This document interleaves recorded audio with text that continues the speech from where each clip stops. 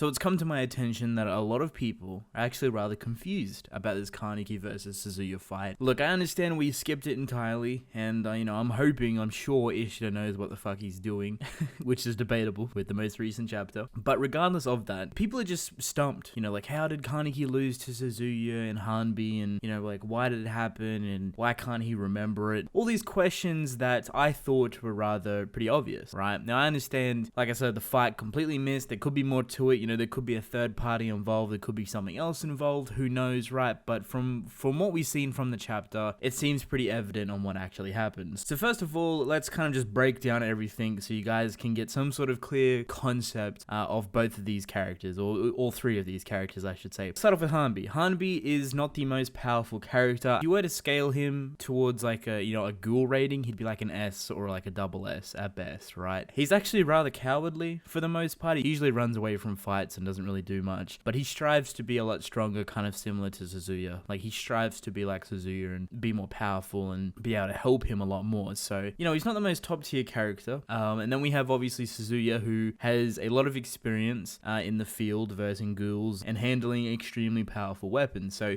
this is the second time that Suzuya has used his Arata Joker suit, which is a lot more successful than the first time. The first time he used it, it was against Kuruna, and I mean, that fight in itself, Suzuya versus Kuruna and like everyone else in between, was, I thought, really well done. It kind of gave us a bit of a scale of Suzuya's strength and where he sits towards Kuruna. Even though Kuruna was completely outmatched, she did put up a really good fight. Now, I want to say the biggest difference that you guys should keep in your head right now, just remember this, between Hanbi and Suzuya is the fact that Suzuya has used Arata Joker before. And this is a big thing because a lot of people think that Suzuya can just equip the suit and that's it. He's super powerful. He can go on to destroy full Kakaja ghouls. That's definitely not the case. There's actually a lot of drawback to using the suit, and if you've never used the suit before, it actually destroys your body rather quickly, especially if you can't handle it.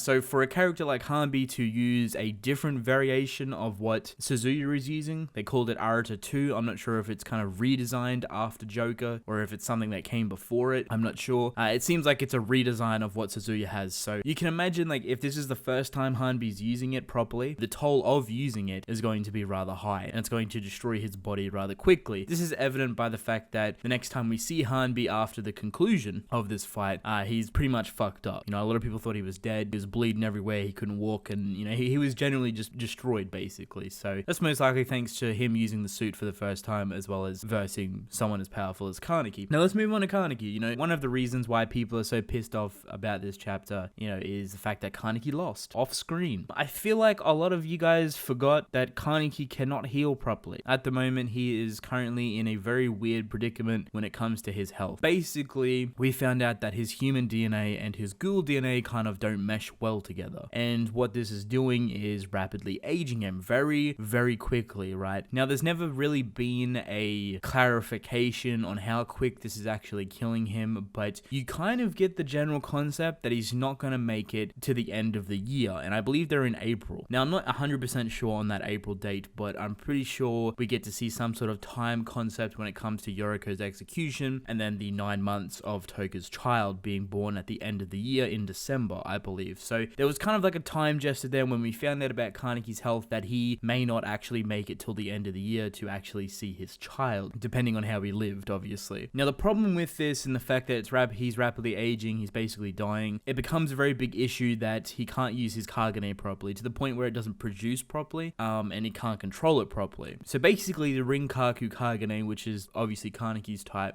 is very prolific when it comes to restoration. When it comes to healing the body, the wounds and everything, it's pretty prolific. It's really, really good. Unfortunately, because of Kaneki's case, he actually cannot heal his body properly. Now, this has been teased for a very long time. It's evident by Kaneki's forearms that aren't completely healed, and we kind of found out the reason why they weren't completely healed. Very similar to Kuruna not being able to heal her arms properly or her stomach. So it's a legitimate thing. It's a bad thing because obviously Kaneki cannot produce his Kagane properly to be able to attack people. And because he can't attack people, he also can't defend people, and if he does get injured, he can't heal properly. So first of all, you go into the fight, Kaneki versus Suzuya and Hanbi. Kaneki goes into a form he's never been into before, right? He's never touched this form. It's kind of a first for him, and he is severely weakened. He cannot heal properly, let alone produce the full full Kagura that he wants to, which I think this Kagura that he did kind of form wasn't actually the correct one, if that makes sense. In essence, Furuta mentions that he kind of lost control halfway through the fight, and I believe that's because of how weak Kaneki is, the fact that he couldn't handle the full Kagura form mentally and physically, and he lost control, and most likely the reason why he lost the fight. He wasn't smart about how he approached the situation. Now, obviously that's fully out of Kaneki's control. You know, he didn't know that was going to happen. I'd imagine if he was healthy at that time, he could heal properly and produce a full Kagura properly, that this fight would have been completely different. I think people underestimate this Suzuya and Hanbi being in two different Aruta suits. They are extremely powerful. Kaneki is weak in the essence of he just fucked up. He wasn't smart about how he approached the situation. He approached it too personally, and he approached it not like a leader.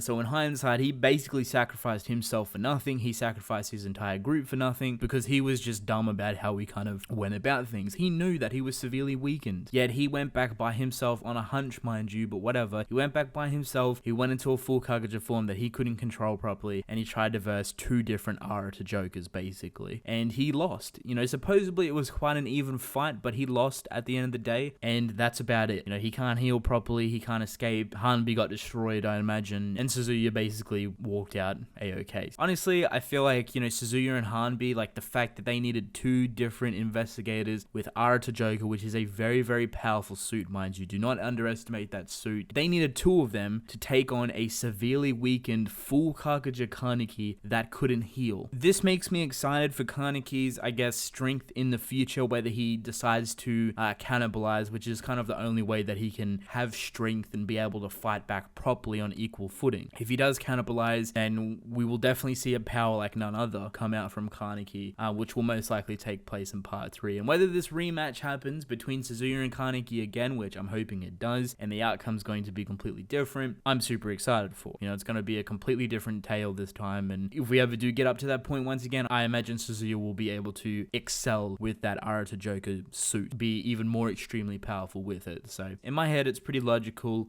There's not all too much to this fight, obviously, because we completely skipped it, but I just seen a lot of people very confused about this situation, so I thought I would expand on it, kind of give you guys the nitty-gritty details and whatnot. So with that being said, I'm actually going to end the video off here. I hope you guys enjoyed. Don't forget to subscribe. I greatly appreciate it. Let me know your thoughts in the comment section below, and I'll catch you guys in the next video.